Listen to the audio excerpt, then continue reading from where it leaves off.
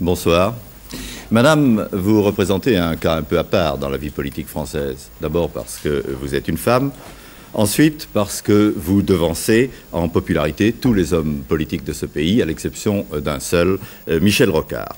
Un Français sur deux, et c'est beaucoup, souhaite vous voir jouer un rôle politique important, et la plupart des partis se battent, des partis d'opposition, se battent actuellement pour avoir votre présidence sur les listes européennes de l'élection de 84. Je crois qu'on peut dire qu'aucune femme en France n'a jamais connu un tel destin.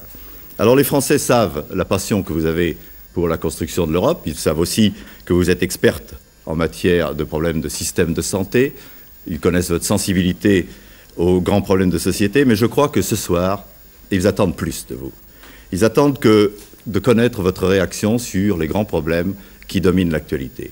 Il y a bien sûr l'affaire du Boeing 747 sud-coréen, il y a le Tchad, il y a l'alourdissement des impôts, mais il y a aussi aujourd'hui, depuis aujourd'hui, cette alliance de vos amis UDF et RPR avec l'extrême droite pour le deuxième tour de l'élection municipale de Dreux. Vous savez qu'ils ont fait alliance avec une liste d'extrême droite qui a tout de même fait campagne sur des thèmes racistes et je pense que les Français seront intéressés de connaître votre position sur cette alliance. Enfin, madame, vous êtes bien placée du fait de vos responsabilités internationales pour faire des comparaisons internationales. Alors, quel jugement portez-vous sur l'action du gouvernement français et sur la santé économique de notre pays, qui est le cheval de bataille actuel de l'opposition? Qui, dans l'Europe en crise, fait mieux que nous actuellement et qui fait moins bien? Eh bien, ce sont là toutes les questions qui vous seront posées par Alain Duhamel, Claude Cabane de l'Humanité, Albert Duroy et Philippe Arrouard, au nom des téléspectateurs, qui nous pose tout de suite la première question. Philippe Arrouard. Madame Veil, bonsoir. Les téléspectateurs ont beaucoup de questions à vous poser, mais ils ont surtout une question à vous poser. Regardez, c'est tout ça. J'ai jamais vu une avalanche de telles questions sur un seul thème. Et ce thème, c'est celui de l'élection de Dreux. Alors, on vous demande, Simone Veil se sent-elle à l'aise au sein de l'opposition quand celle-ci s'allie avec l'extrême droite à Dreux? Êtes-vous inquiété par les 17% obtenus par l'extrême droite aux élections de Dreux hier?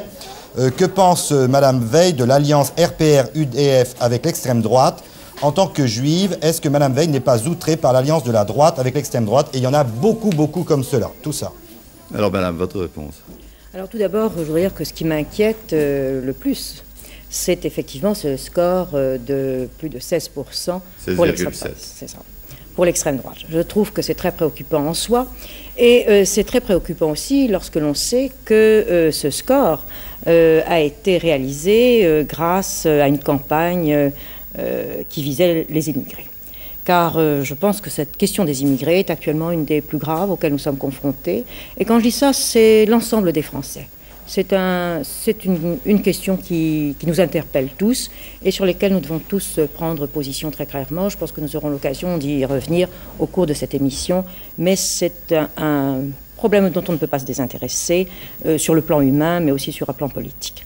Alors, quant à l'alliance de l'opposition avec cette liste d'extrême droite, je voudrais tout d'abord souligner que certains membres de l'opposition n'avaient pas accepté de figurer sur la liste. Ce sont les membres du CDS, notamment, parce qu'ils ne voulaient pas se trouver dans cette situation.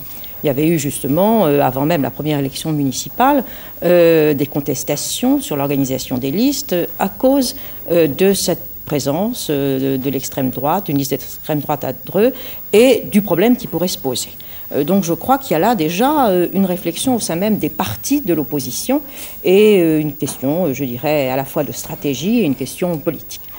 Pour ma part, je n'ai pas de responsabilité politique au sein des formations de l'opposition et tout ce que je peux dire, c'est que si je m'étais trouvée dans cette situation, je n'aurais pas fait d'alliance avec le Front National. Alain Duhamel. Alors, si vous aviez à voter dimanche prochain pour le second tour des élections municipales de Dreux, vous auriez face à face une liste d'Union de la gauche, dirigée par un socialiste, rocardien, et puis vous auriez une liste de l'opposition qui comprendrait une tête de liste qui est plutôt RPR, et puis une fraction non négligeable d'extrême droite et des membres de l'UDF. Alors qu'est-ce que vous feriez? Eh bien, je m'abstiendrai. Vous abstiendriez au second tour.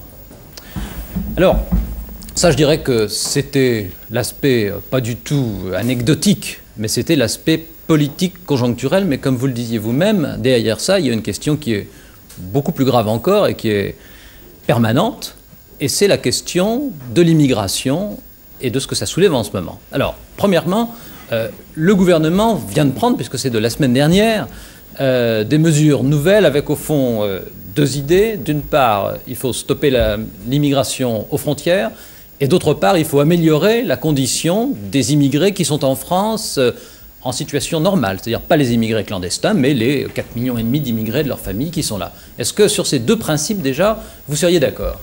Oui, alors tout d'abord, puisqu'on parle des immigrés et des positions prises par l'opposition, je voudrais tout de même rappeler qu'il y a 3 ans environ, les communistes ont fait des opérations, de véritables opérations, justement dans ces milieux très sensibilisés sur les problèmes d'immigration, qui étaient des opérations anti-immigrés très racistes. Donc je crois que le racisme peut se trouver, pas forcément exclusivement là où on le croit. Et d'ailleurs, puisque vous avez évoqué, Monsieur Durieux, certains aspects plus personnels, je dirais que je reçois quelquefois, je le dis, puisque vous avez fait allusion à mes origines, des lettres antisémites qui ne viennent pas de la droite et qui viennent très clairement de l'extrême gauche ou de certaines gauches. Alors je crois qu'il faut que ce soit dit aussi que c'est un problème qui n'est pas seulement, malheureusement, limité à l'extrême droite. Je reviens maintenant à ces questions. Oui, je pense que schématiquement, si vous voulez, c'est effectivement une approche qui me paraît la bonne approche, et qui est d'ailleurs celle qui a toujours en définitive été celle du gouvernement sous l'ancien, avant 1981, et qui avait été en quelque sorte suspendue par la régularisation des travailleurs, de la situation des travailleurs immigrés venus clandestinement. Mais ça, c'est vrai pour les 150 000 travailleurs immigrés en situation irrégulière. Oui. Le problème principal, naturellement, ce sont les 4,5 millions. Mais je veux dire qu'à ce moment-là, si vous voulez, il y a eu une exception de la continuité de cette politique qui a toujours été, même si elle n'était pas affichée aussi clairement avec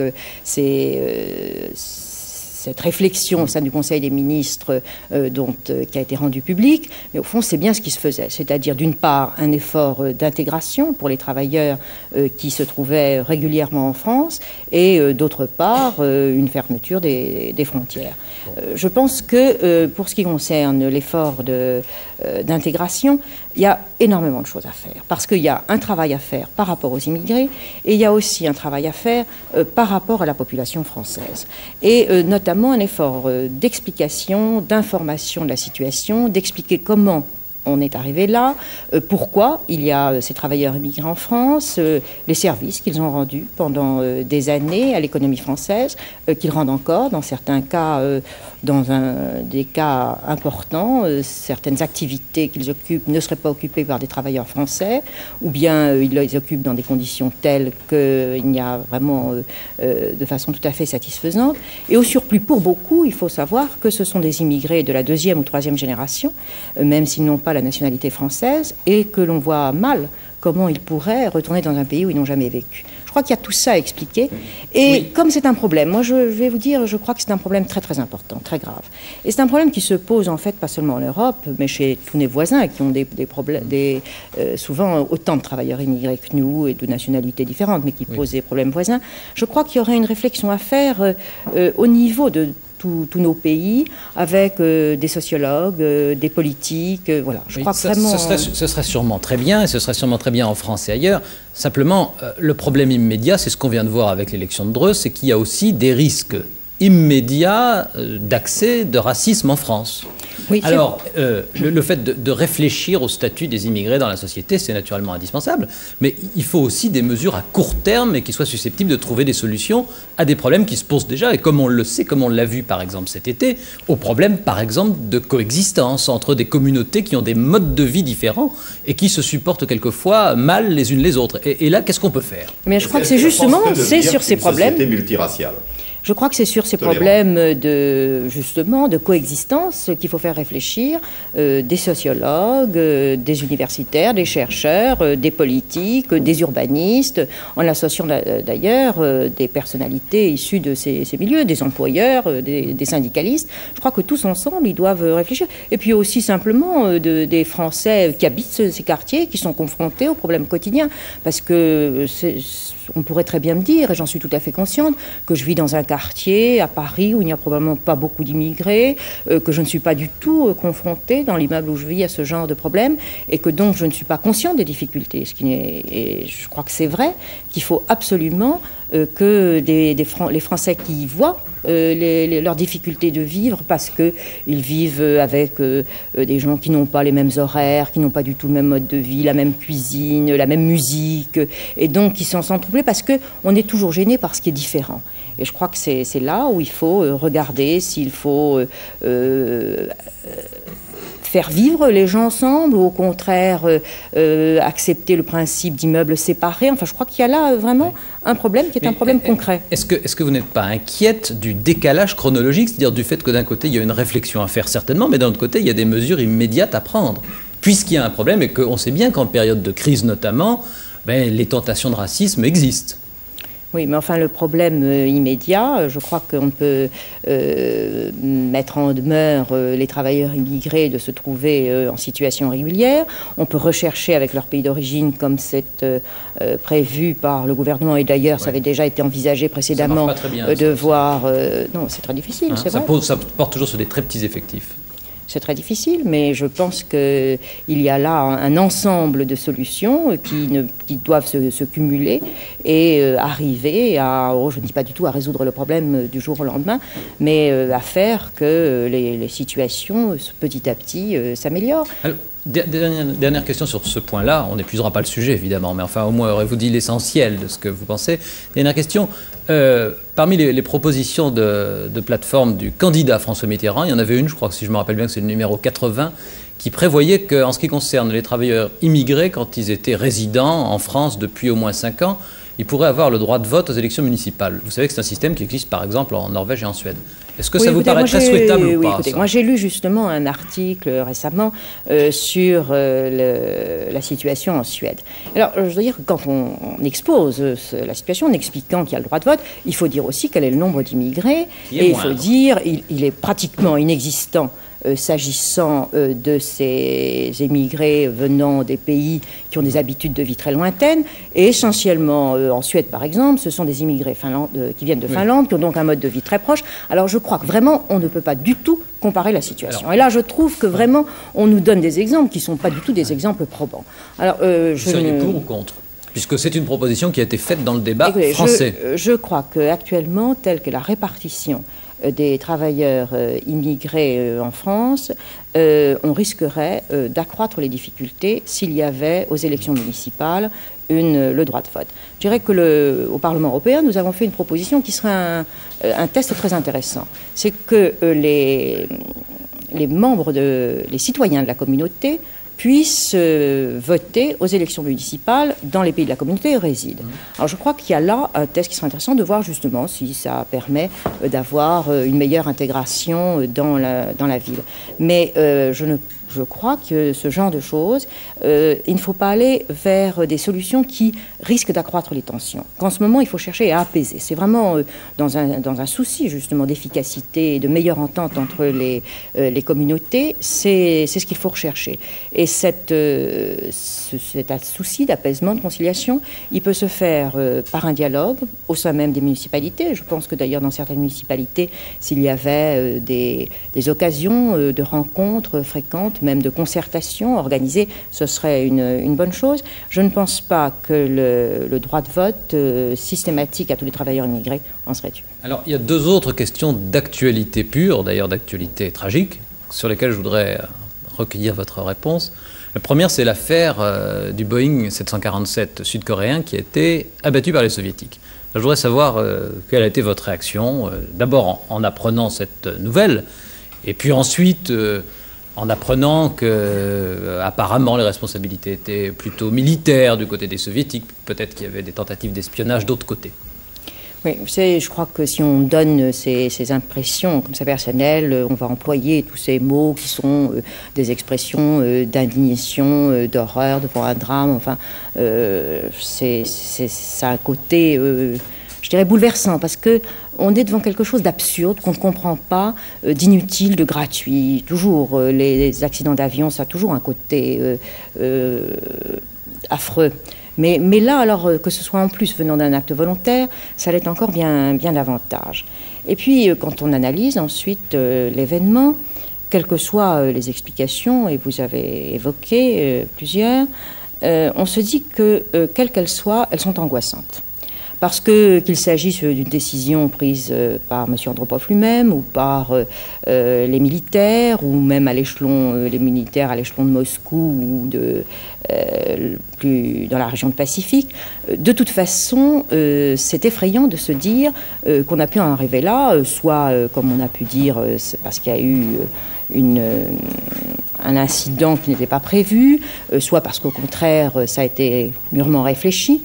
Et on est surtout effrayé de penser qu'un État, parce qu'en définitive, même si c'est à l'échelon local, c'est un État, peut de sang-froid décider de tuer 269 personnes parce que l'avion dans lequel elles sont a franchi cette ligne qui est une ligne abstraite, impalpable, je dirais, mais qui est la ligne du territoire soviétique. Je dois dire que c'est quelque chose qu'on a vraiment du mal à réaliser et qui montre d'ailleurs que cet État soviétique est une sorte de monstre froid qui ne connaît que ses droits, sa loi, son absolu, et ne pense pas qu'en définitive, il y a dans les relations internationales d'autres possibilités que celles de la force et de la violence. Est-ce que vous aviez eu les mêmes réactions quand, il y a quelques années, il y avait eu un avion civil qui avait été abattu au Moyen-Orient également par un État?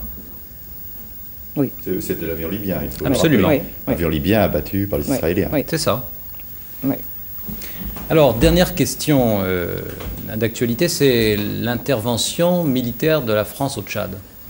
Je voudrais savoir si, sur ce point, sur l'initiative française, sur la présence des troupes françaises au Tchad, vous considérez que la démarche du président de la République est légitime et bien calculée?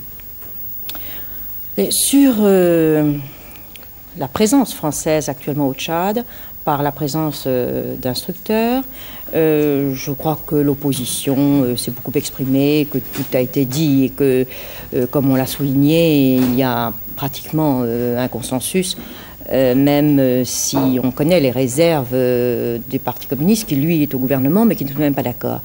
Mais je dirais qu'il y a d'autres observations à faire.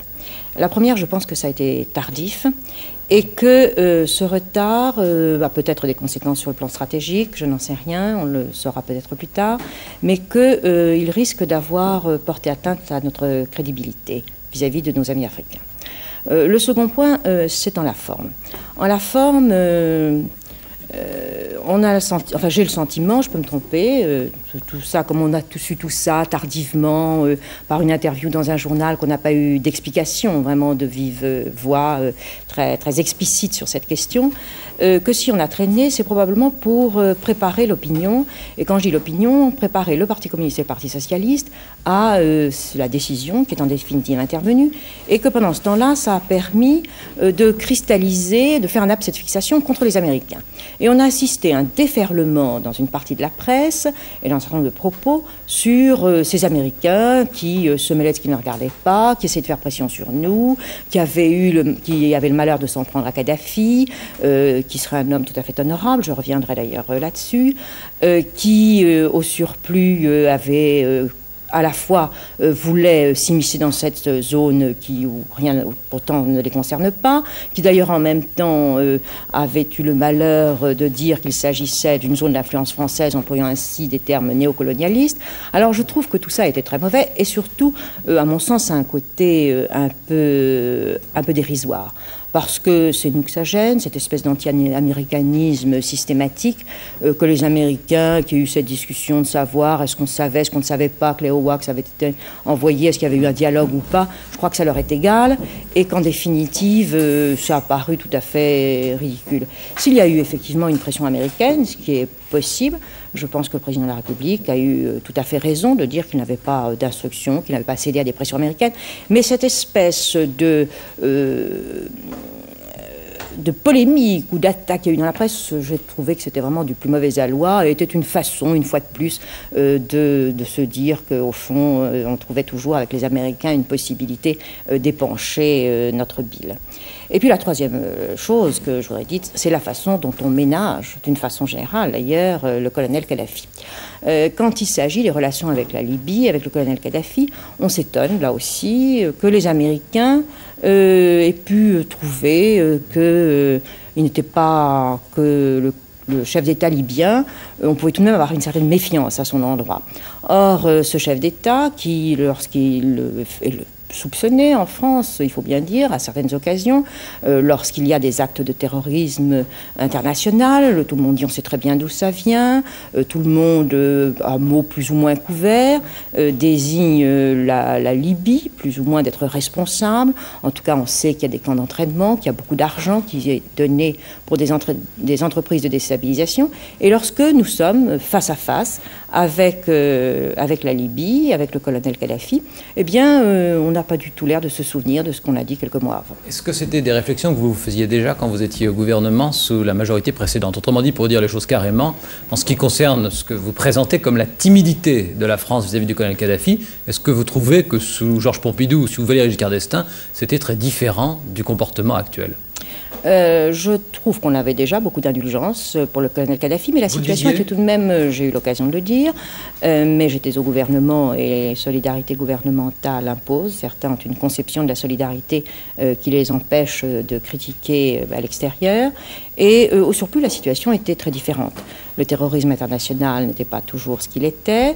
Et surtout, nous ne nous sommes pas trouvés confrontés dans un conflit très précis au problème qui est le problème du Tchad. Bon, le premier quart d'heure, madame, est largement dépassé. Nous allons tout de suite voir à SVP comment ce premier quart d'heure a été accueilli et si les téléspectateurs sont satisfaits des réponses, ils ont des questions à poser. Philippe Arroir. Oui, ils ont beaucoup de questions à poser. Et une autre question d'actualité, madame Veil, que pensez-vous de la déclaration de Jean-Paul II aux évêques américains aujourd'hui à propos du droit à la vie? On vous demande également si votre position sur l'IVG a changé ou non. Cette réflexion d'un dentiste qui dit « N'avez-vous pas honte d'avoir permis l'avortement ?» etc. Beaucoup de questions donc sur ce problème de l'IVG. Est-ce que vous connaissez cette position de Jean-Paul II, madame? Oui. Alors, je dirais tout d'abord que je trouve très gênant d'avoir à donner sa position aussi directement sur des propos tenus par le pape. Parce que je trouve que l'autorité suprême du pape fait que, même si je ne suis pas catholique, je suis gênée d'avoir à le faire. De même d'ailleurs que j'ai été très choquée lorsque j'ai entendu M. Popren critiquer les propos du pape, les propos que le pape avait tenus lorsqu'il est venu en France à Lourdes.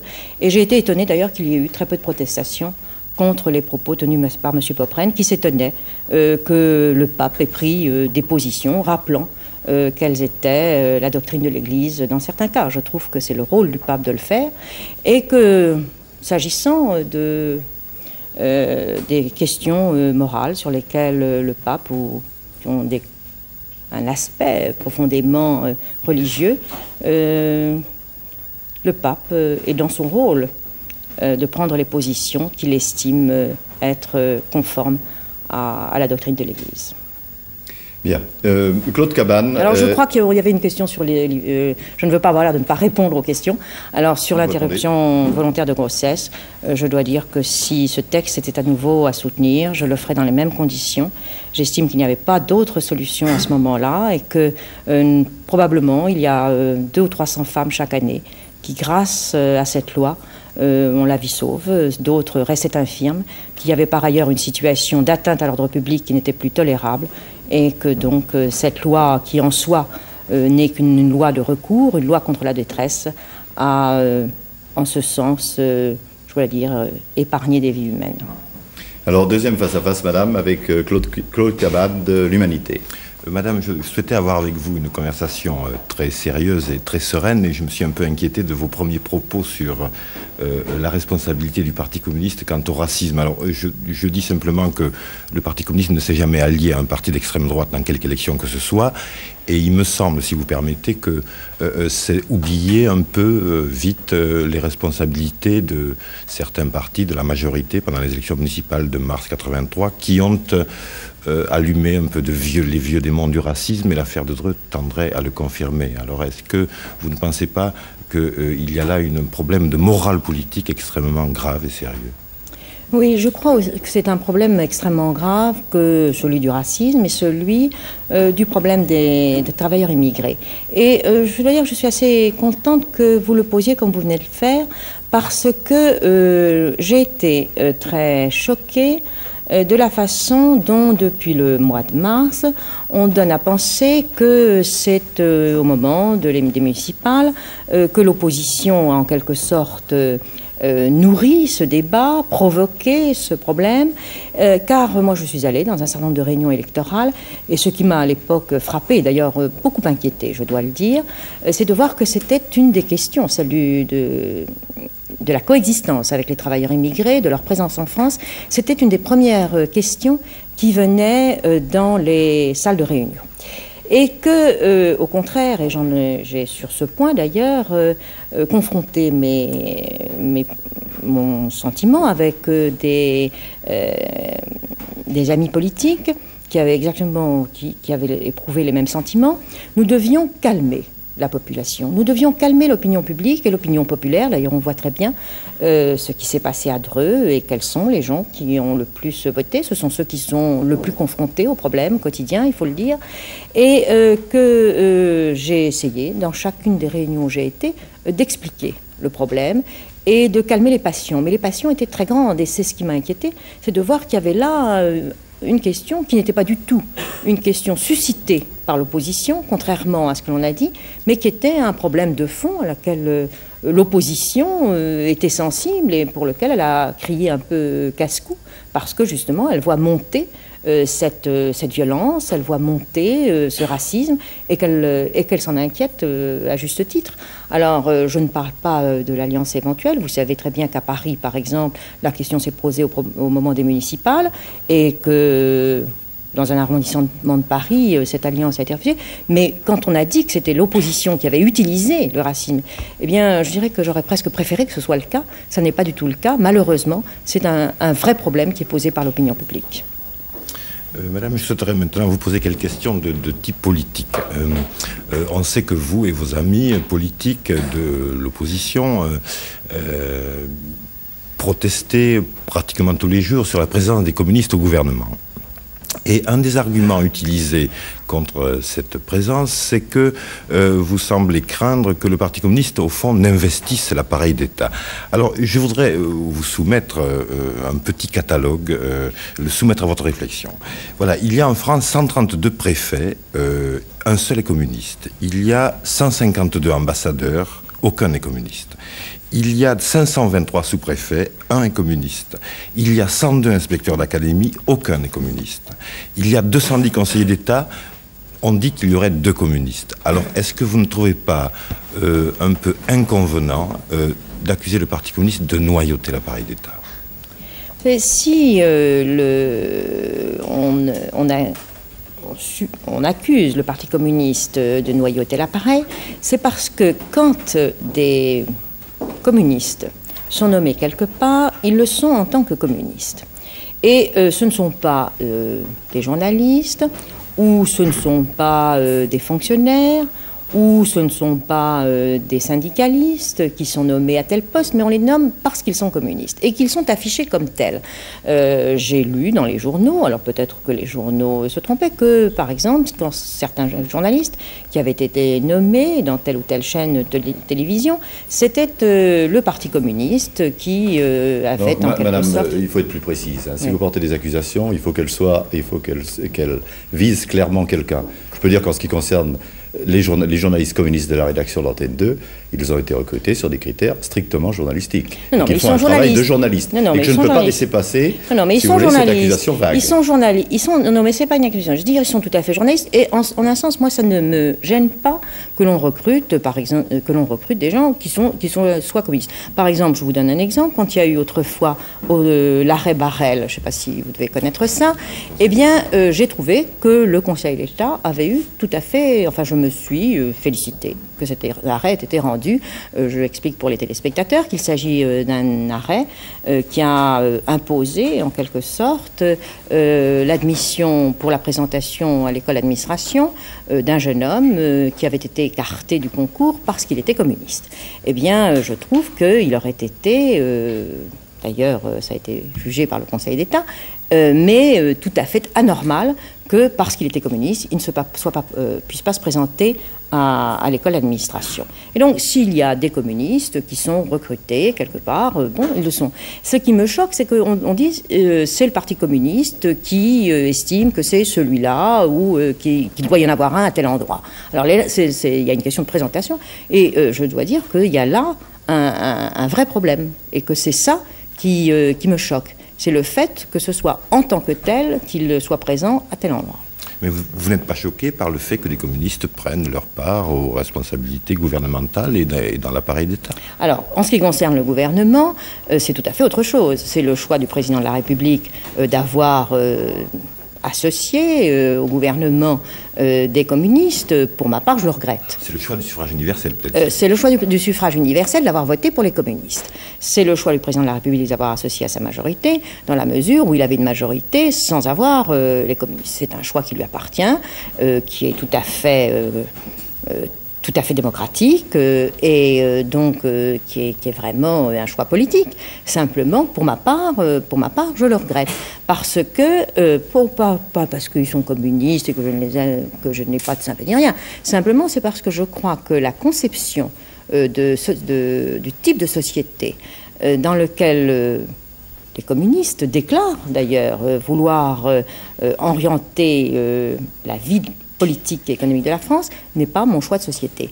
Et que ce n'est pas simplement sur des questions ponctuelles où on a des opinions différentes, c'est véritablement qu'ils souhaitent une rupture avec le type de société libérale, démocratique, aux valeurs desquelles je suis attachée. Ce sont vraiment des choix tout à fait fondamentaux, sur le plan économique également.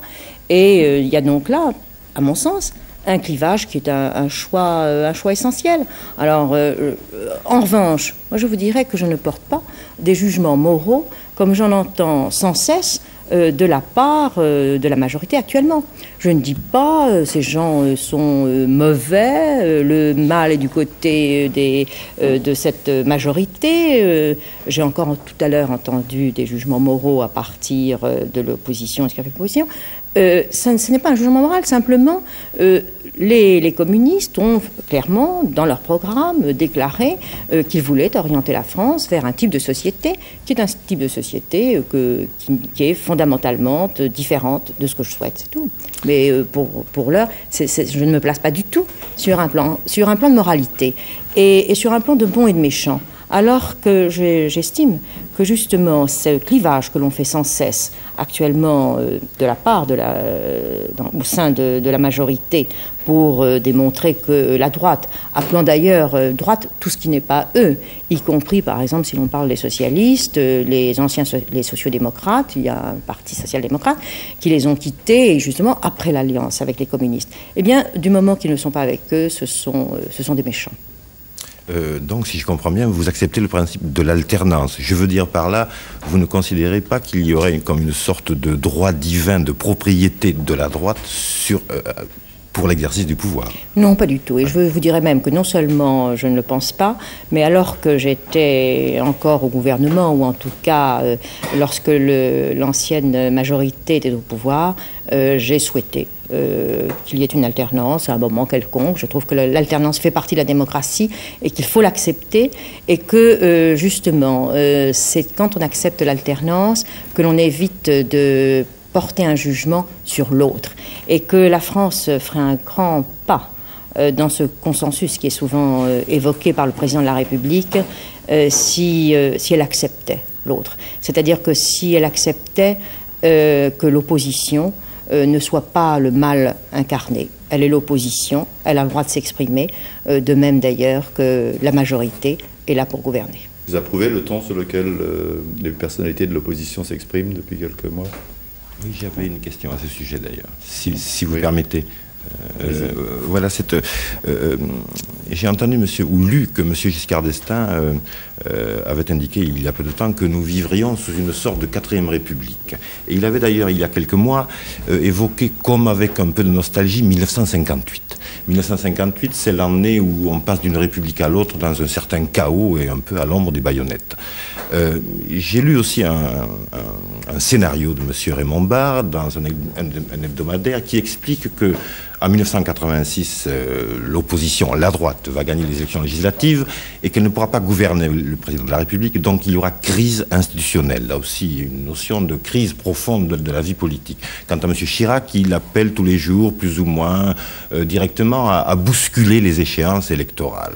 Alors, Madame Veil, est-ce que vous ne... De moins en moins, d'ailleurs. Oui, pas du tout. De moins en moins. Mais hier, il a déclaré, par exemple, nous allons attendre 86, mais s'il faut, nous sommes prêts avant. Cet avant m'inquiète. Alors, Madame Veil, est-ce que vous ne trouvez pas ces stratégies politiques dangereuses à la fois pour la démocratie et même pour l'ensemble de la société française? Mais écoutez, d'abord, je crois qu'il faut véritablement, puisque vous évoquez les propos des leaders de l'opposition, bien situer la question. Comme l'a souligné M. de Virieu, M. Chirac n'a pas dit tout ça ces jours-ci. Au contraire, il a dit qu'il faut respecter les échéances. Ce que d'ailleurs M. Barre et M. Giscard d'Estaing avaient toujours dit. Et d'ailleurs, M. Chirac n'avait jamais dit qu'il ne fallait pas les respecter. C'était certains membres de son parti, mais pas lui-même. Et quant à l'échéance de 86, vous savez très bien qu'il y a une discussion sur, je dirais, la mise en œuvre de la Constitution, qui n'est pas une interprétation, un problème d'interprétation qui se pose aujourd'hui, mais qui s'est déjà posé lorsque, en 78, et que déjà, à ce moment-là, certains disaient « Ah, mais si en 78 les législatives sont perdues, que se passera-t-il puisqu'il y aura un président de la République qui ne sera pas de la même majorité que l'Assemblée ?» Donc c'est un problème d'interprétation de la Constitution. Pour ma part, je l'ai dit, j'ai eu l'occasion à plusieurs reprises de dire que je pense qu'il n'y a pas incompatibilité entre un président d'une formation, enfin d'une majorité, et une assemblée d'une autre. Du moins, théoriquement. En pratique, ça suppose peut-être sans doute des difficultés, mais je ne crois pas qu'il y ait incompatibilité. Il est vrai que les constitutionnalistes se sont souvent penchés sur cette question et disent qu'est-ce qui se passera dans ce cas-là. Mais le fait de poser la question et de dire il y aura un problème n'est en soi pas du tout, je crois, non conforme à l'esprit démocratique. L'opposition peut parfaitement, et c'est normal, poser les problèmes de continuité après 86. Vous savez, pendant ce qui était aussi normal, pendant 20 ans, la majorité actuelle qui était dans l'opposition, elle ne s'est pas du tout gênée pour poser toutes ces questions et pour être d'une très très grande agressivité. Je ne voudrais pas reprendre certains propos de M. Mitterrand, mais vraiment, ne serait-ce qu'au moment des événements du Zaïre. Oui, alors dernière question, Claude. Une dernière question. Madame Veil, vous êtes une femme et on dit, je crois que c'est vrai, que les femmes sont plus sensibles encore à la question de la guerre, de la paix. Vous avez eu à souffrir personnellement de la guerre sous une forme parmi les plus barbares. Vous avez donc une image paisible, et ce qui est tout à votre honneur, et je voudrais vous poser la question suivante. La tragédie du Boeing sud-coréen n'indique pas qu'une limite est franchie, qu'un signal d'alarme vient de s'allumer pour l'ensemble de l'humanité. Je veux dire par là que le danger rôde, le danger de plus en plus grand. Et je vous pose la question suivante. Nous avons de grandes différences politiques, très profondes. Mais est-ce que nous ne pouvons pas nous mettre d'accord sur l'idée simple suivante ? L'équilibre du monde a été jusqu'ici acquis par le principe de l'accumulation des armes, par le haut. Est-ce qu'on ne peut pas envisager aujourd'hui de lutter pour renverser la tendance, c'est-à-dire maintenir l'équilibre par le bas et par la soustraction des armes ? Vous savez, je crois que c'est le souhait vraiment de de la plupart des Français et je dirais de la plupart des citoyens du monde. Les va-t-en-guerre, il y en a, mais enfin ils sont devenus de plus en plus rares. Et c'est vrai que vous venez de poser la question telle que je me la pose. C'est-à-dire que ma génération, je ne dirais pas notre génération, vous n'avez pas connu ça, mais est très angoissée par le problème de la guerre. Et qu'on est conscient de ce que donnerait un conflit nucléaire, et qu'on a vécu toute cette évolution, je dirais, depuis Hiroshima. Et que de temps en temps, en soi-même, on se dit, mais est-ce qu'on n'est pas en train, en ne se battant pas avant tout, pour dire la paix à tout prix, c'est la seule chose qui compte, est-ce qu'on n'est pas en train de se tromper? Et vraiment, je peux vous dire, c'est une question que je me pose souvent. Quel est le prix de la paix? Et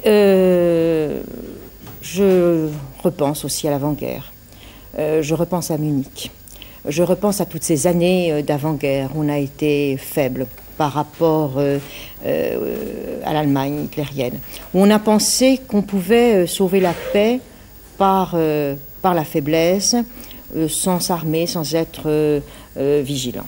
Alors aujourd'hui, on est dans une situation, et je dirais vraiment depuis 1945, si on se souvient de la guerre des années de la Corée, où il y a eu une tension qui a monté sans cesse.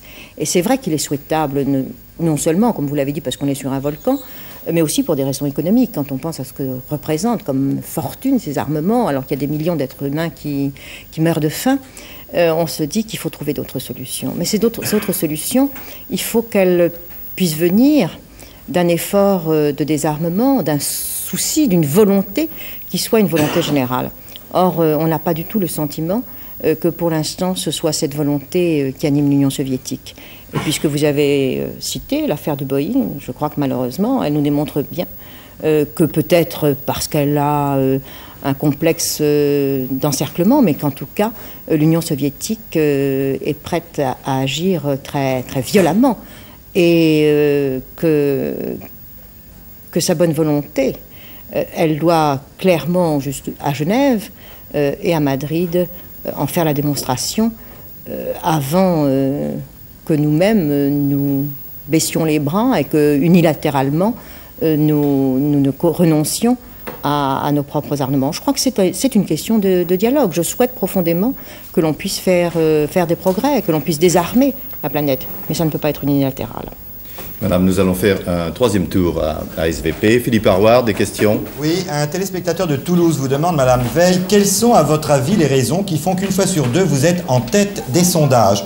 Et une téléspectatrice de Nantes ajoute, puisque vous arrivez en tête des sondages, pourquoi ne créez-vous pas un grand parti modéré? Oui, en tête des sondages, quelle est la raison? En tête depuis 10 ans. Pas tout à fait. Pas tout à fait. 74. Oui. Je crois d'abord qu'il y a une très grande stabilité dans les sondages. Alors, j'ai été populaire peu de temps après être devenue ministre.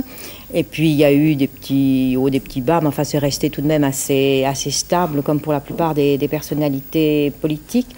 Je pense que les Français étaient contents qu'il y ait une femme ministre. Et puis, sans doute quelqu'un qui parle comme eux, avec des mots simples.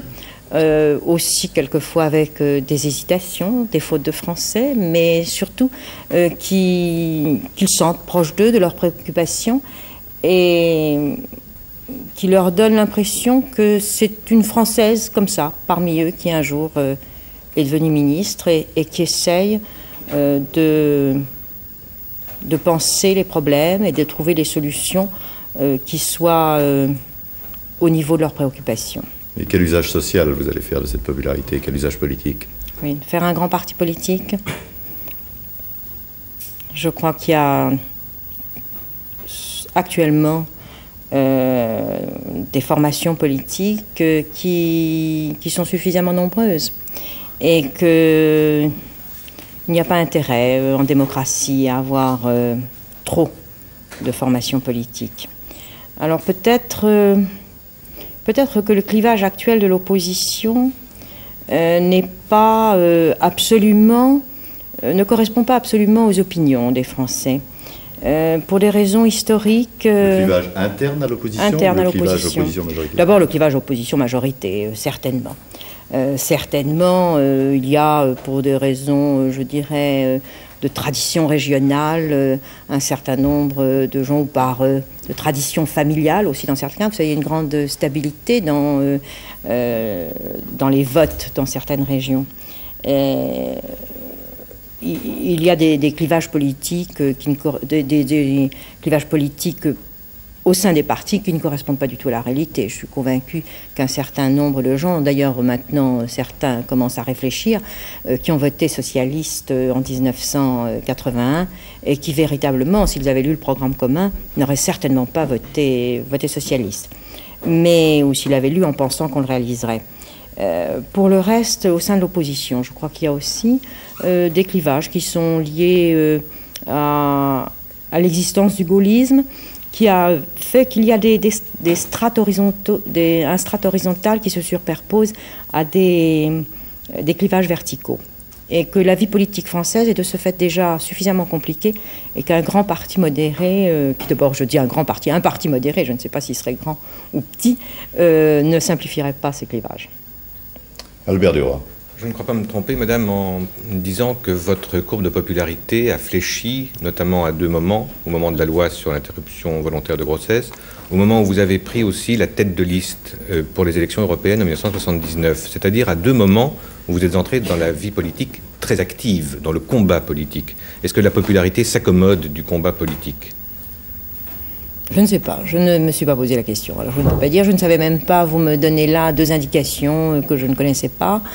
Pour ce qui concerne la loi sur l'avortement, je pense que là c'est pas une question politique, puisque tellement d'engagement dans la vie politique, je dirais que c'est un engagement dans un débat d'idées. Puisqu'au fond... Mais vous apparaissez très souvent au-dessus des querelles, et c'est une grande force. Mais, oui, mais j'espère que je n'apparais pas comme n'ayant pas d'idées. Or, je n'ai pas dit ça, je n'ai pas dit ça. Or là, si vous voulez, c'était un débat d'idées, et si effectivement je souhaite être peut-être en dehors de ce qu'on appelle des clivages de politique politicienne trop marqués, ou en tout cas être capable de faire preuve de tolérance, d'ouverture, et peut-être que je ne corresponds pas au clivage parfaitement au clivage actuel. En tout cas, j'espère être très engagée sur le plan des idées. Avant de vous interroger sur les élections européennes et sur l'Europe quand même, je voulais vous poser une question à propos d'une déclaration de l'un de vos amis politiques, M. Michel Poniatowski, qui parlait récemment dans le hebdomadaire Paris Match de la politique délincophile de M. Badinter. Que pensez-vous de cette déclaration ? On connaît les déclarations de Michel Poniatowski. Je crois que de temps en temps, il a un goût un peu provocateur à utiliser des formules dont il sait qu'elles feront mouche, qu'elles seront relevées. Il était responsable ? Non, pas du tout. Je crois que c'est une question, non, c'est une question, je ne dis pas qu'il était responsable, c'est un tempérament d'aimer des formules qui seront des formules qui provoquent. Et c'est le cas. Bon, chacun a son tempérament. Moi, c'est le contraire. Je n'ai pas le goût des formules. Ou plutôt, j'ai le goût des formules quand elles viennent de chez les autres, dans certains cas. Je les admire, je n'en suis pas capable. Alors, et puis peut-être que quelquefois elles seraient très méchantes, et alors je préfère m'abstenir. Mais pour ce qui concerne... revenir à la question, est-ce que vous considérez M. Badinter comme responsable de la sécurité ? Non. C'est ça la question. Non, je ne considère pas M. Badinter responsable de la sécurité. Mais d'ailleurs, je dirais que les statistiques, autant qu'on les produise, et qui sont toujours très difficiles à manier, ne démontrent pas qu'en ce qui concerne, je dirais, la criminalité d'atteinte à la personne, il y ait une augmentation sensible, compte tenu de l'évolution évidemment démographique en France ces dernières années, qui fait qu'il faut tenir compte des classes d'âge, puisque certaines classes d'âge sont plus délinquantes que d'autres. Mais je pense qu'il y a un problème de langage. Et je dirais que dans la mesure où ces problèmes me concerne beaucoup. Comme ancien magistrat, je me sens très impliquée. J'ai été pendant 7 ans magistrat à l'administration pénitentiaire. J'ai eu conscience à l'époque des conditions extraordinairement vétustes et mauvaise, qui était celle des prisons. Et quand je dirais mauvaise, je ne parle pas des questions matérielles. Au fond, on peut dire que ce sont des délinquants, ils ne sont pas là pour être dans les meilleures conditions possibles. Je trouve que ce sont des conditions, et je crois qu'elles ne sont pas sur ce plan améliorées, qui portaient atteinte à leur dignité. Or, je pense que quand on porte atteinte à la dignité des gens, on ne favorise jamais leur reclassement, leur réinsertion. C'est un vrai problème. Je crois que telles que sont les prisons actuellement, elles doivent plutôt inciter à la délinquance qu'à favoriser le reclassement. Alors je sais bien que certains ne croient pas beaucoup à la possibilité de reclasser les délinquants. Il y a des délinquants primaires en prison qu'on ne reverra pas, il y en a d'autres qu'on reverra, et il ne faut pas avoir d'illusions, mais il y en a. Donc je pense que ces problèmes sont des problèmes très difficiles, que peut-être il faut traiter d'ailleurs, dans certains cas, c'est peut-être contraire à la démocratie, sans trop en parler. Ou bien alors il faudrait pouvoir informer beaucoup plus la population. Mais en tout cas, pour lesquels il faut faire très attention et ne pas donner le sentiment qu'il y a un déséquilibre entre l'attention portée aux délinquants et l'attention portée au reste de la population. Mais sur le fond, donc, vous approuvez, c'est sur la forme que vous désapprouvez. Oui, mais vous savez, c'est extrêmement lié, la forme et le fond. Sur le fond, certaines mesures, non, je ne suis pas du tout d'accord, mais je ne peux pas entrer dans le détail sur les dernières mesures, sur le tribunal d'application des peines. Je ne comprends pas très bien, je crois que ça ne marchait pas si mal, la libération conditionnelle, et qu'on va beaucoup le compliquer.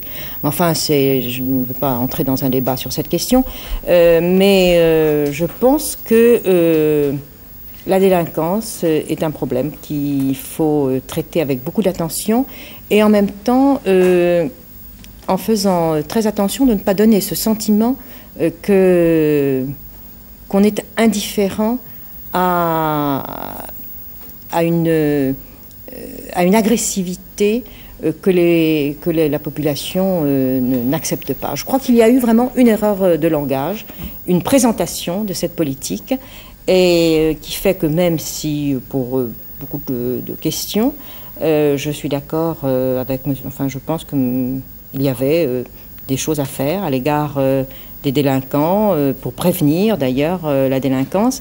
La population n'a pas compris, et en ça l'a insécurisé. Donc vous dites, en y mettant les formes, que M. Badinter dessert les objectifs qu'il poursuit par la façon dont il en parle. D'une certaine façon, je pense qu'il ne les a pas présentés de la meilleure façon possible. Même si, sur un certain nombre de points, il y avait des problèmes qui se posaient. Pour aborder le sujet des élections européennes, c'est la prochaine échéance électorale en France, juin 1984. Monsieur Chirac, dans un premier temps, a proposé à l'opposition une liste unique. Monsieur Le Canuet, au nom de l'UDF, l'a refusée. Vous regrettez cette liste unique. Est-ce que vous pensez qu'une liste unique d'opposition est encore possible ? Je crois que pour l'instant, on ne peut même pas parler de savoir s'il y aura une liste unique ou plusieurs listes. Je crois que c'est prématuré parce que nous ne sommes même pas certains du mode de scrutin. Est-ce qu'il y aura une modification? Le bruit en a couru, on avait parlé de listes régionales. Alors, je pense que s'il doit y avoir des listes régionales, ce sera tout à fait différent. Donc, il est inutile de prendre des positions tout à fait arrêtées sur ce plan. Et puis, il y a tellement d'interrogations pour ce qui concerne l'Europe. On sait qu'il y a en ce moment, non seulement pour ce qui concerne le Parlement et les élections, des très grands points d'interrogation quant à l'avenir de l'Europe. Le Conseil européen de Stuttgart a chargé le Conseil des ministres d'une réflexion sur des problèmes très importants, et des problèmes très importants qui engagent l'avenir de la communauté. Alors je crois que pour pouvoir faire un programme, il faut attendre ce Conseil européen qui doit se tenir à Athènes au mois de décembre, et que donc jusque-là, c'est très difficile de prendre des positions. Mais quand même, il y a deux façons d'aborder en France ces élections européennes. Soit c'est un vote de politique intérieure, un vote sanction du gouvernement, pour ou contre le gouvernement, soit c'est un vote sur les affaires européennes. la liste unique d'opposition, ça va dans le premier sens, dans le sens d'un vote strictement français. Ça dessert donc les ambitions européennes qui sont les vôtres. Non, je ne crois pas du tout qu'une liste unique soit un choix pour un vote sanction. Je ne le crois pas du tout. Je crois qu'une liste unique peut parfaitement, au contraire, rassembler pour un grand mouvement en faveur de l'Europe, pour expliquer ce que représente actuellement le choix européen. Et qui fait que pour la France, la dimension européenne constitue, à mon sens, c'est une assurance pour l'avenir. C'est une assurance pour notre économie, pour la politique industrielle que nous devons faire.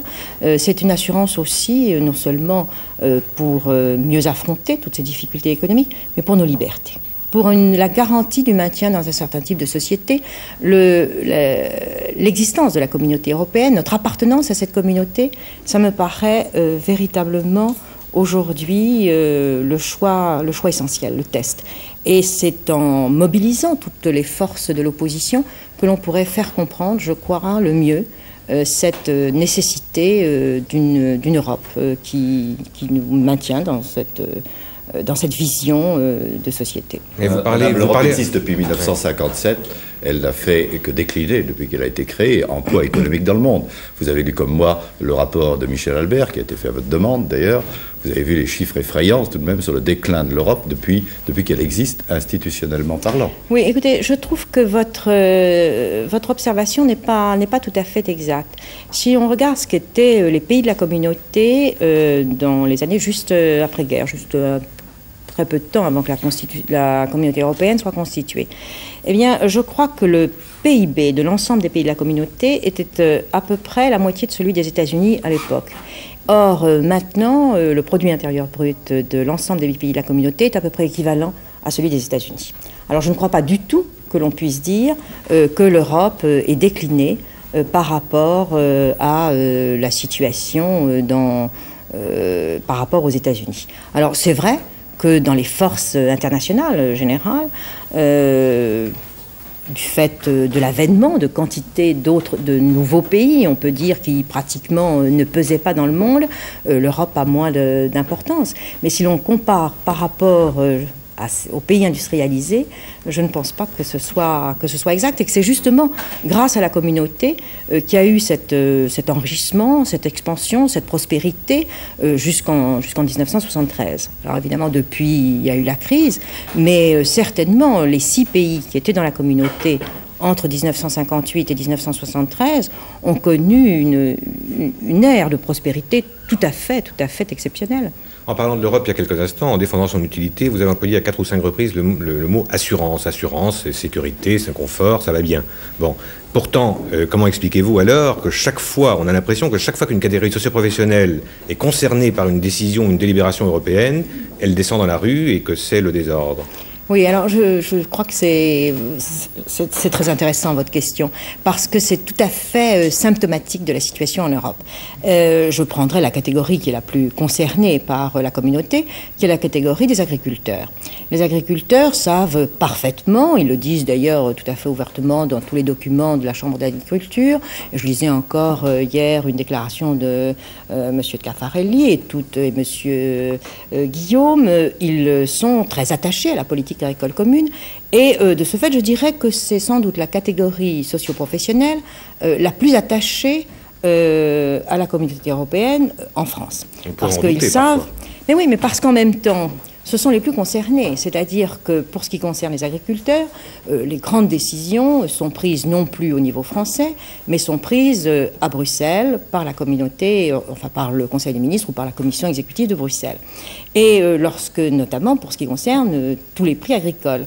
Alors, ils descendent dans la rue pour faire une espèce de pression. Ils vont même d'ailleurs descendre dans la rue non seulement à Paris, mais ils vont à Bruxelles. Ils vont même aussi d'ailleurs quelquefois à Strasbourg au Parlement européen pour faire une pression pour que ces prix agricoles soient le plus élevés possible. mais ils savent très bien que la politique agricole commune et que l'Europe leur a transformé complètement la vie des agriculteurs et que sans la communauté européenne, l'agriculture européenne aurait décliné. Et en ce moment, quand on les entend, c'est pour dire surtout qu'on ne compromette pas la politique agricole commune, il faut tout faire, il faut se battre, il faut accepter d'augmenter, de ne pas la compromettre. Oui, bien sûr qu'on peut la sauver actuellement. Il faut prévoir certains aménagements peut-être, mais pour la maintenir et pour maintenir les principes qui sont à la base de la politique agricole commune, c'est-à-dire l'unité de marché, la préférence donnée aux produits agricoles et enfin la garantie. Mais bien sûr qu'il faut la maintenir. Sans ça, ce serait une perte de richesse fantastique pour la France. Est-ce que vous seriez favorable à une communauté européenne de défense ? Alors, je crois que si vous voulez, tout dépend de ce qu'on appelle une communauté européenne de défense. Je crois que tel qu'on l'entendait en 1954... non, mais une entente militaire entre les membres actuels de l'Europe. Alors, une entente militaire, vous savez, tout doucement, on va de plus en plus vers une concertation, en tout cas, et vers des mesures qui sont en réalité des mesures de coordination et qui amène à l'idée, qui a été d'ailleurs exprimée, si je me souviens bien, par le Premier ministre en septembre 81, à l'idée d'une défense autonome de l'Europe, c'est-à-dire de la possibilité pour l'Europe, toutes ces forces confondues, et quand je dis ces forces confondues, c'est-à-dire les forces de l'OTAN d'une part et les forces françaises en tant que forces spécifiques, on peut très bien concevoir une coordination des forces de défense en Europe en conservant notre propre force de dissuasion et nos forces de défense nationale, mais on n'est déjà plus dans une conception de sécurité et de défense totalement isolée. Au Conseil européen de Stuttgart de juillet dernier, a été adoptée une déclaration commune de la part de tous les 10 chefs d'État et de gouvernement dans lequel eux-mêmes déclarent qu'il est souhaitable qu'il y ait une coopération dans le domaine, une coopération politique et économique en matière pour les problèmes de sécurité. Alors, dès lors qu'on parle de sécurité, c'est déjà un peu la défense. Par ailleurs, même, je dirais, nos programmations militaires, nos lois de programmation sont déjà des lois de programmation qui envisagent une conception beaucoup plus large de la défense que celle qui était acceptée il y a quelques années. Donc je pense que petit à petit, on va sans doute aussi vers une concertation d'une part de l'organisation de la défense et aussi vers sans doute une harmonisation des armements ou en tout cas une politique industrielle des armements. Et quand je pense aux pas qui ont été faits, en 1979, quand au Parlement européen on a discuté sur une politique industrielle d'armement, tout le monde a poussé des hurlements. Bon, madame, nous allons maintenant retourner à SVP. Alors, Philippe Arroir, avez-vous des questions? Et j'ai envie de vous poser, moi, une première question. Est-ce que vous avez beaucoup de questions sur l'Europe? Non, il y a très peu de questions sur l'Europe. Très, très peu.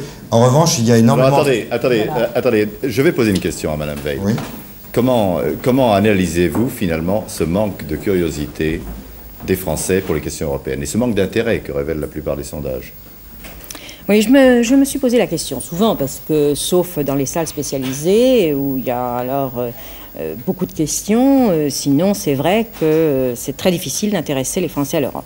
Alors je crois que tout d'abord, l'Europe est née de l'idée de la paix, d'une réconciliation entre la France et l'Allemagne et que c'est maintenant une chose tellement acquise que plus personne n'y pense. Alors je dirais que l'Europe est en quelque sorte victime de son succès. Le second point, c'est que les institutions communautaires sont très compliquées, très abstraites. Et troisième point, qui est sans doute le principal, c'est que l'Europe a beaucoup d'influence dans la vie quotidienne des Français, mais qui ne le savent pas parce que ça passe toujours par des textes nationaux qui sont en quelque sorte les intermédiaires entre la législation européenne et le quotidien des Français. Bon, alors Philippe Arroir. Alors, madame Veil, d'abord une mise au point. Les Français veulent savoir, est-ce qu'on vous a vraiment proposé un jour la présidence d'Israël? Oui, écoutez, tout une mise au point. Est-ce qu'on me l'a proposé? Non, on ne me l'a pas proposé. Il y a un député israélien, je crois, qui a lancé ça, je pense, comme une boutade dans son pays. Mais c'est tout. D'autre part, beaucoup de Français s'interrogent évidemment sur les problèmes économiques. Alors, la question est la suivante, si je la retrouve. Voilà, exactement. Que pensez-vous de la situation économique à l'heure actuelle et que pensez-vous des pressions fiscales du gouvernement? Et la situation économique peut-elle être redressée? Comment et en combien de temps? Ça fait beaucoup de questions, ça. Oui, ça fait beaucoup de questions. D'abord, la pression fiscale. Parlons des impôts. Oui. Est-ce que la pression fiscale est devenue trop lourde en France? Je crois que la pression fiscale est en train de devenir trop lourde. Et quand je dis trop lourde, je veux ne pas parler même sur le plan de sacrifice que ça représente pour les Français, mais du fait qu'elle risque d'atteindre un niveau où elle n'est plus efficace. Alors il faut savoir si la fiscalité est faite pour punir, sanctionner, ponctionner certaines catégories. Alors bon, c'est un choix politique. Ou bien si elle est faite pour combler les vides qu'il y a dans le budget ou faire une certaine politique. Dans ce cas, il faut que ce soit efficace et qu'elle rapporte le plus d'argent possible. Telle qu'elle est, on est en train de parvenir au seuil où sont certains pays voisins. On n'est pas encore arrivé à la Suède. On n'est pas encore à la Suède. On est à 43% et devant nous, d'ailleurs, les pays nordiques, et notamment la Suède, à 50%. Nous sommes comme le Danemark. Pratiquement maintenant, nous sommes comme le Danemark. Il y a encore, on a tout petit encore, je crois que les Pays-Bas, on va y être. Il n'y a donc plus que la Suède, mais on sait très bien on sait très bien qu'en Suède, ça a entraîné des effets pervers tout à fait catastrophiques et qu'il y a eu, en fait, le budget suédois a sans doute perdu de l'argent à vouloir avoir des impôts trop lourds.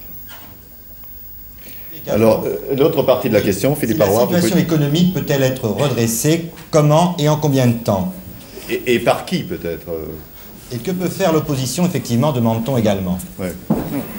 Alors, je dirais que la situation économique, pour être redressée, a besoin tout d'abord de confiance. Et que c'est la première chose qui me paraît essentielle, qu'on pourrait d'ailleurs déjà dire à propos de la fiscalité. Je crois que les Français accepteraient mieux certains sacrifices sur le plan de la fiscalité s'ils comprenaient pourquoi on leur demande des impôts supplémentaires et surtout s'ils avaient le sentiment que la gestion est telle que cet argent sera utilisé au mieux pour tel ou tel objectif précis et qu'il ne s'agit pas simplement chaque année de rajouter encore des sommes considérables supplémentaires pour en combler des trous nouveaux. Alors, ça, c'est pas un phénomène nouveau, madame. Je veux dire, est-ce que vous avez déjà vu réduire les dépenses de l'État? Je veux dire que du temps où vous étiez au gouvernement, on ajoutait aussi des dépenses à des dépenses. Et la montée des prélèvements est la conséquence inévitable du fait qu'on refuse de baisser les dépenses. Oui, c'est exact qu'il y a, du fait même qu'il y a une intervention de l'État qui est sans cesse plus grande, les dépenses de l'État ont été sans cesse accrues. Mais il y a tout de même une accélération infiniment plus importante et on a surtout le sentiment, depuis 2 ans, enfin il y a eu surtout la première année, le sentiment qu'un certain nombre de dépenses étaient des dépenses qui ne correspondaient pas à les besoins et qui seraient ensuite, je dirais, renouvelées chaque année sans qu'on puisse ensuite arrêter l'hémorragie. Mais pour en revenir à l'économie d'une façon générale, je dirais qu'il y a un problème de confiance. Il y a un problème de confiance parce que il me semble qu'une des choses qui préoccupe les Français et qui entretient, on parlait du sentiment d'insécurité, qui entretient même ce sentiment d'insécurité, c'est l'ambiguïté dans laquelle nous vivons. Nous vivons dans une ambiguïté quant au système même économique et social. Est-ce qu'on veut une rupture, une modification totale de la société dans laquelle nous sommes? Est-ce qu'on veut en réalité accroître le sentiment de clivage entre les Français de façon à ce qu'il y ait véritablement... je ne voudrais pas reprendre le terme de lutte des classes, mais tout de même, le sentiment qu'il y a des Français qui sont les bons Français, avec lesquels on peut travailler, parce que ce sont eux les travailleurs, les éléments dynamiques de la nation, et puis ceux qui seraient en quelque sorte des gens qu'on supporte, qu'on tolère, qui sont les chefs d'entreprise, mais qui ne font rien pour le dynamisme de la France, pour l'économie, et que l'on a en quelque sorte sans cesse dans le collimateur parce qu'ils seraient des profiteurs. Et puis ambiguïté sur le chemin où l'on va. Et j'ai été très étonnée, par exemple, à cet égard, encore la semaine dernière, de lire sous la plume du Premier ministre on était obligé de s'adapter, la gestion du pays, à une société qui n'était pas celle qu'on avait choisie, qui n'était pas celle que souhaitait le Parti socialiste et que souhaitait le gouvernement. Alors je dois dire que d'entendre un gouvernement qui a la charge de la gestion, de la responsabilité, expliquer qu'il est obligé de gérer dans une organisation, dans un système qui n'est pas le sien, ça demande tout de même beaucoup d'explications, parce qu'on comprend que dans ces conditions, ça ne puisse pas marcher. Si effectivement le gouvernement estime que la société dans laquelle nous sommes et dans laquelle il prend toutes les décisions n'est pas le type de société dans lequel il veut vivre, alors il y a évidemment des hiatus. Mais je voudrais à ce moment-là poser la question, dans quel type de société veut nous faire vivre le gouvernement? Et ce sont ces ambiguïtés qui pèsent terriblement. Je crois que M. Leroy aura l'occasion de vous répondre demain, puisqu'il fait sa rentrée politique sur Antenne 2 midi, demain à 12h45. Voilà une question précise, en tout cas. Et donc, je crois qu'il y a là une ambiguïté profonde et qui fait que lorsqu'on veut rétablir l'économie, la première chose, c'est de rétablir la confiance et de savoir où on va et de dire à tous ceux qui sont les actifs, les partenaires de cette économie et qui en sont les agents les plus dynamiques, eh bien, il faut qu'ils puissent savoir quelle est la voie dans laquelle la France est engagée. Alors, d'autres questions, Philippe Arroir? Une question extrêmement classique qui revient très souvent. Madame Veil, vous présenterez-vous un jour aux élections présidentielles? Accepteriez-vous également de devenir Premier ministre? Alors on dit des fois de M. Mitterrand, des fois de M. Chirac, ou des fois d'un autre président. Oui, alors pour ce qui concerne la première question, je dirais que l'opposition a des candidats qui sont des candidats déclarés ou non déclarés, mais enfin qui sont très clairs pour l'opinion pour les élections présidentielles, et que je crois qu'il y en a suffisamment pour qu'il n'y en ait pas de supplémentaires. Alors, pour ce qui concerne le poste de Premier ministre, je dois dire que je ne vois pas, dans la situation actuelle, d'éventualité même possible de responsabilité de Premier ministre. Vous serez candidate aux législatives de 86? Je ne sais pas, je ne pense pas. Je pense que je serai au Parlement européen et je ne pense pas, je n'en sais rien. Bon, Philippe Arroir, une dernière question, à moins que vous ne... Oui, enfin, une question qui porte également sur les problèmes économiques. Avez-vous une solution à nous proposer pour le problème des faux chômeurs?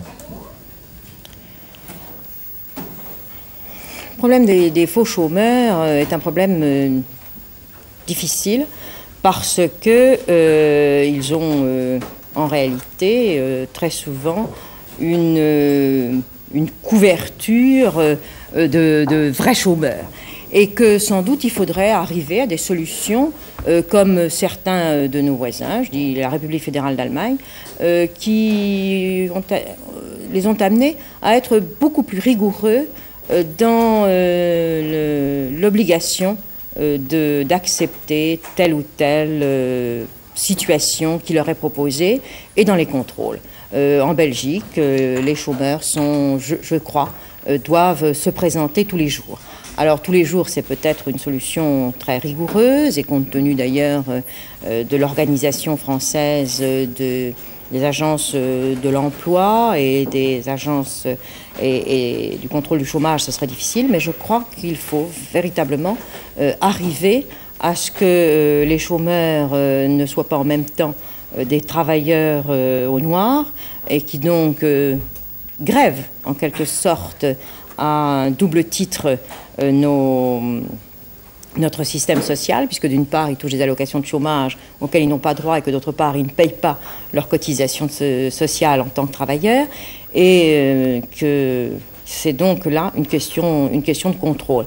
À cet égard, je crois que les mesures qui ont été prises pour dégager en quelque sorte des listes de chômage des travailleurs qui manifestement étaient handicapés et ne retrouvent pas de travail est une bonne solution.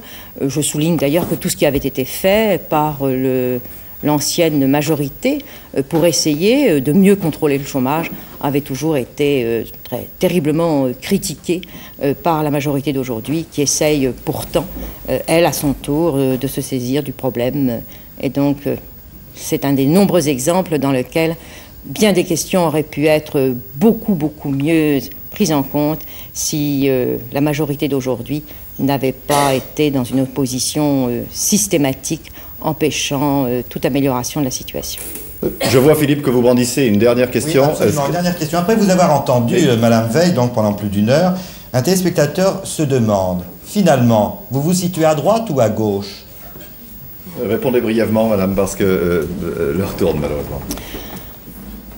Je crois que ce qui est important aujourd'hui, c'est de dire qu'on est attaché à un certain type de liberté et que les clivages droite-gauche qui se retrouvent, c'est vrai, sur des problèmes, je ne dirais pas que ce sont des faux clivages, ils peuvent être différents selon les problèmes qui se posent. Alors moi, je me sens à gauche sur certaines questions, pour me référer au clivage traditionnel, à droite sur d'autres, mais que ce n'est pas ça qui est important, c'est véritablement le clivage liberté, type de société démocratique, pluralisme, ou au contraire totalitarisme qui est important.